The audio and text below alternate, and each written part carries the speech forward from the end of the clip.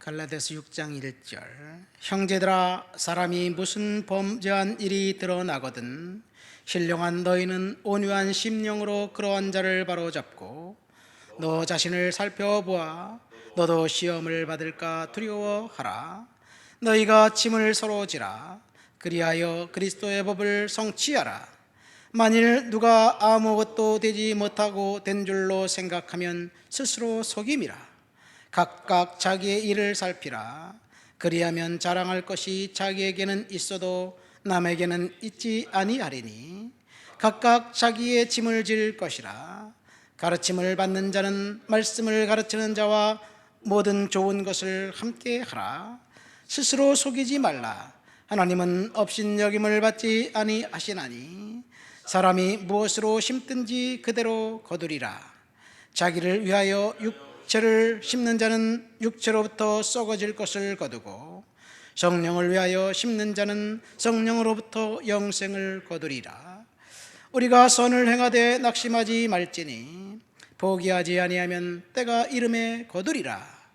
그러므로 우리는 귀에 있는 대로 모든 이에게 착한 일을 하되 더욱 믿음의 가정들에게 할지니라. 아멘. 갈라디아 교회에 주신 편지를 읽었습니다. 갈라디아서는 빌립보 교회, 골로새 교회처럼 어느 특정한 한 교회에 준 편지가 아닙니다. 갈라디아는 갈라디아 지방에 있는 여러 교회들에게 회람용으로 보낸 편지가 갈라디아 교회입니다. 그러니까 갈라디아 교회는 어디인지 수신자가 누구인지 구체적으로 명확하게 드러나지 않습니다. 사도행전 16장부터 18장에 보면 바울이 제2차 전도 여행 때 그리고 3차 전도 여행 때 갈라디아 지방과 부르기아 지방을 다녀갔다고 이제 소개합니다. 이 갈라디아는 지금의 튀르키예에 있는 그런 내륙 지방에 있는 그 도시들입니다. 갈라디아 교회에 당면한 몇 가지 문제가 있었습니다. 바울이 그것을 지적하면서 보낸 것이 갈라디아서입니다. 첫 번째는 이단적인 교훈 문제입니다. 1장에 보면 너희가 다른 복음을 따르는 것을 이상히 여긴다. 그러면서 내가 전한 복음 외에 다른 복음을 전하면 저주를 받을 것이다. 그런 이야기를 합니다. 다른 복음, 저주를 받을 수밖에 없는 다른 복음이 무엇일까요? 바울이 전한 복음이 진리고 다른 복음이 비진리다. 그런 측면에서 이야기하기도 하지만 그것보다는 교회를 완전히 갈아엎을 수 없는 그런 아주 이상한 복음을 전하는 거예요. 예를 들어서 신천지와 같은 그런 사람들입니다. 똑같이 교회에 들어와서 성경 말씀 가지고 하나님 얘기하고 예수님 얘기하지만 씨가 달라요. 완전히 다릅니다. 그러니까 그 복음을 듣는 사람 그리고 그 복음을 전하는 사람들은 저주 받을 수밖에 없습니다. 두 번째 갈라디아 교회의 문제는 구원을 율법의 행위로 받는다. 율법의 문제입니다. 율법은 사람이 의롭다함을 얻을 수가 없다. 오직 십자가만이 진리다라고 이야기하면서 우리가 잘 알고 있는 갈라디아서 2장 20절 내가 그리스도와 함께 십자가에 못 박혔나니 그런즉 이제 내가 산 것이 아니요 오직 내 안에 그리스도께서 사신 것이라. 이제 내가 육체 가운데 사는 것은 나를 사랑하사 나를 위하여 자기 몸을 버리신 하나님의 사랑 안에서 사는 것이다. 그래서 사도 바울은 다른 복음이 아니라 십자가가 정확하게 십자가 복음을 전하면서 의인은 믿음으로 구원을 받게 된다. 이 의인 듣고가 갈라디아의 중심 주제입니다. 이 구절을 보면 성도들의 믿음의 고백이에요. 십자가가 오직 십자가만이 진리다는 고백입니다. 바울은 계속해서 너희가 성령을 받은 것은 행위에서가 아니라 하나님의 선물이다 라고 이야기하면서 성령으로 시작했다가 육체로 마치겠느냐 책망합니다. 오늘 우리는 갈라디아서 6장 말씀을 읽었습니다. 1절 말씀에 보면 형제들아 사람이 만일 무슨 범죄한 일이 드러나거든 신령한 너희는, 여기가 범죄한 사람이 있고 신령한 영에 속한 사람들이 교회에 혼재하고 있습니다. 이 말씀은 바로 앞에 5장에 나와 있는 이야기를 이제 다시 언급하는 거예요. 크리스찬이라는 이름을 가졌으나 육체의 쾌락을 추구하는 사람들, 하나님을 믿는다고 하지만 여전히 그 당시 그 도시 그 지방에 있는 사람들의 습성을 따르는 사람들, 갈라디아 성도 교회 성도들은 한마디로 말해서 거룩하지 않았습니다. 이 거룩하라고 지금 이야기하고 있는데 바울이 전도 여행을 다니면서 아시아 지역의 도시마다 가서 복음을 전하는데 그곳에 있는 신전에서는 여성 사제들이 있었고 육체적 쾌락을 이제 조장하는 것이 그때 그 당시 종교의 모습입니다. 오늘날 우리 시대의 종교의 모습은 육체적 쾌락을 추구하라는 것보다는 탐욕에 어떻게 해야지 돈을 더 많이 벌 수 있을까, 하나님이 복 주셔서 축복해서 돈을 많이 번다, 탐욕에 올인되어 있는 것 같아요. 그래서 이 평안한 삶, 축복된 삶, 이것이 종교에서 교회에서 약속하는 거예요. 그러나 바울이 선교할 때 그 당시에 종교의 약속은 쾌락이었습니다. 구별된 성도로 살아야 되는데 그 문화는 이 육체적 쾌락이 허용하는 대로 살아라. 그래서 철학 사제도 에피쿠로스라는 학파가 있는데 완전히 쾌락주의입니다. 거룩을 상실한 교회를 보면서 마귀가 지금 성도들을 보면서 조롱하고 있는 거지요.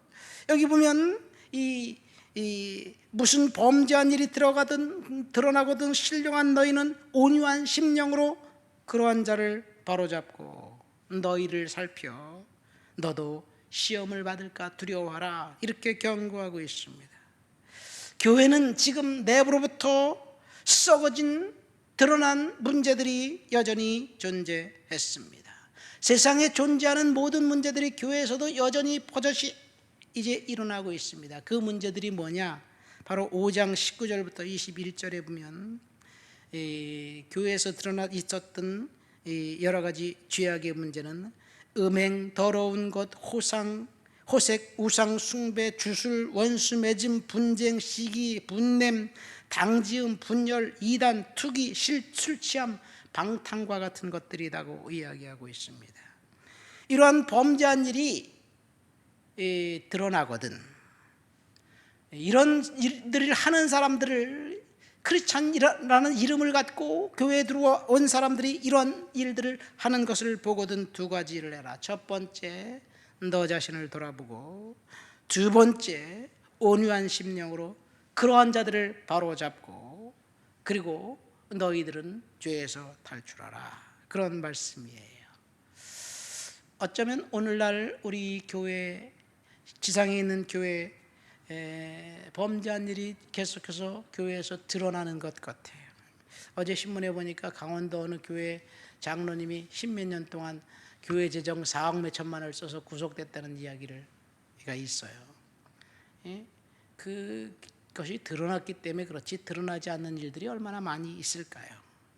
사람이 사는 곳에는 이 재정 문제가 늘 결부되어 있지요. 어쨌든 오늘날 교회에서 일어난 일들, 특별히 그 화이트 범죄, 사기, 주가 조작, 이런 것들이죠. 경제사범이라고 그러죠. 예수 믿는 사람이나 예수 믿지 않는 사람이나 비율이 비슷합니다. 오히려 예수 믿는 사람들이 더 많지 않은가 생각됩니다. 이 주식을 투자한다고 이렇게 중개한다고 그런 사람들 요즘 보니까 굉장히 많은 사람들이 구속된 것 같더라고요. 비정상적인 방법으로 투자금을 모아서 그것이 잘 될 때는 문제가 없는데 잃어버리면 그 다음에는 속수무책이에요. 예수 믿는 사람도 동일한 그런 일들을 합니다. 투기라고 생각하지 않고 투자라고 생각하면서 뭐 그거는 도박판이니까 누구든지 주가를 띄워서 싹 올랐을 때 싹 팔아버리면 그만이지. 뭐 개미들도 그렇고 기관 투자자들도 다 똑같습니다. 그런데 그것이 하나님의 눈으로 보면 그 범죄한 거대한 범죄 조직과 다를 바가 없습니다. 이런 일들이 일어나거든 너 자신을 살펴라는 것이 이런 이야기입니다. 오늘날 우리 사회에 얼마나 많은 이런 일들이 있을까요? 4절 말씀 보세요. 각각 자기의 일을 살피라. 그리하면 자랑할 것이 자기에게는 있어도 남에게는 있지 아니하리니. 이 말이 무슨 말일까요? 각각 자기 일을 살피라, 너를 돌아보라, 이 말은 이야기가 돼요. 그런데 자랑할 것은 너에게 있지 다른 사람에게 있지 않다. 바뀐 것 같아요. 비난할 것은 너에게 있지 다른 사람에게 있지 않다. 다른 사람을 비난하지 말아라. 이렇게 말해야지 이게 좀 정상적인 것 같지 않아요?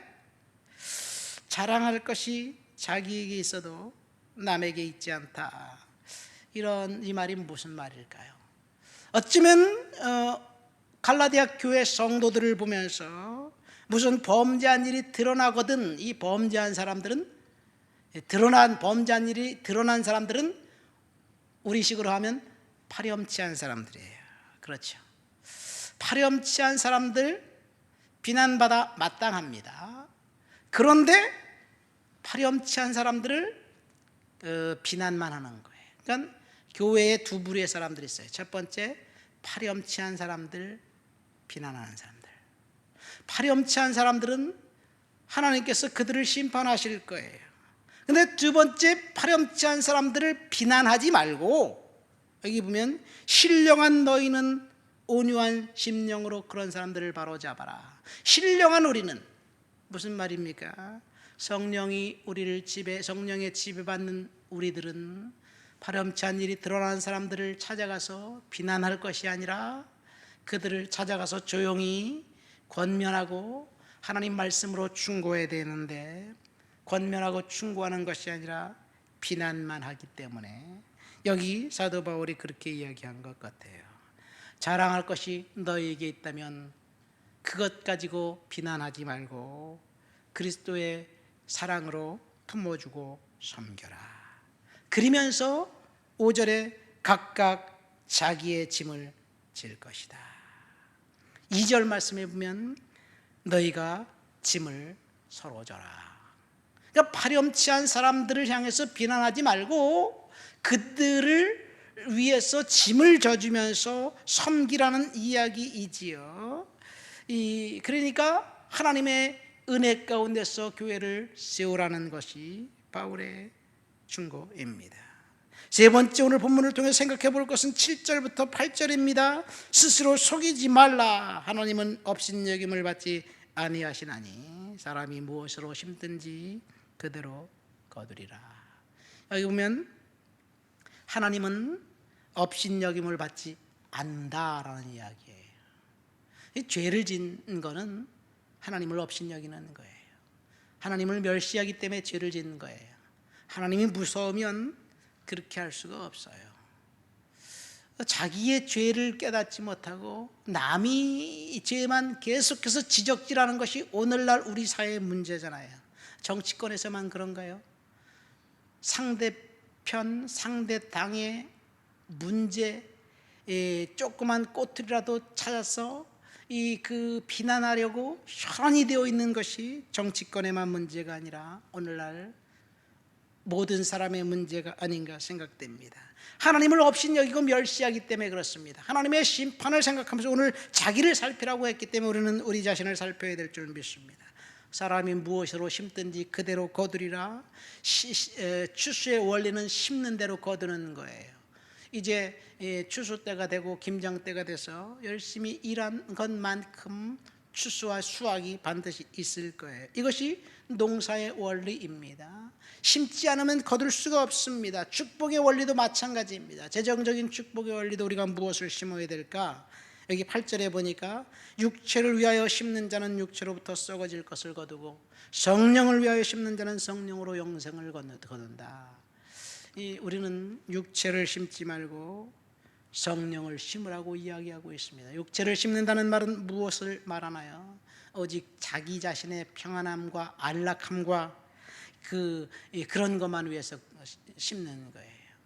육체를 심는 것은 얼굴에 칼을 대면서 성형수술을 하고 열심히 좋다는 로션, 세럼은 다 얼굴에 덕지덕지 발라서 얼굴이 뽀얗고 그리고 예쁘게 보여도 시간이 지나고 나이를 먹으면 쭈글쭈글해지게 돼 있어요.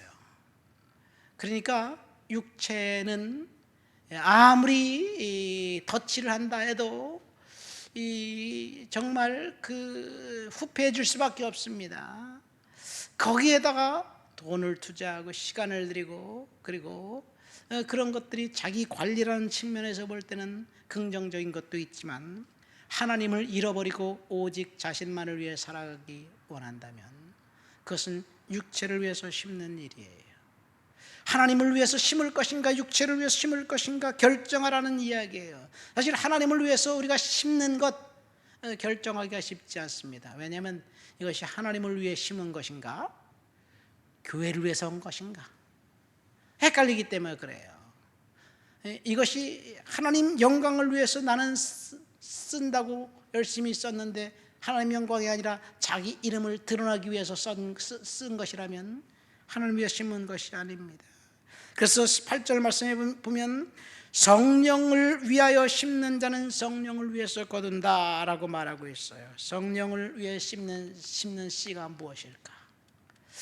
성령께서 우리들에게 기도하면 성령께서 말씀해 주실 거예요. 성령을 위해서 심는 씨는 하나님 나라와 복음을 위해서 하나님 영광을 위해서 쓰여지는 그것이 아닌가 생각됩니다. 말씀을 맺습니다. 이렇게 심으면서 한 가지 조심하라고 이야기하고 있는데 9절입니다. 우리가 선을 행하되 낙심하지 말지니 포기하지 않으면 때가 이름에 이르리라. 성령을 위해서 심고 낙심하지 말라는 것, 이것이 갈라디아 교회에 주신 충고입니다.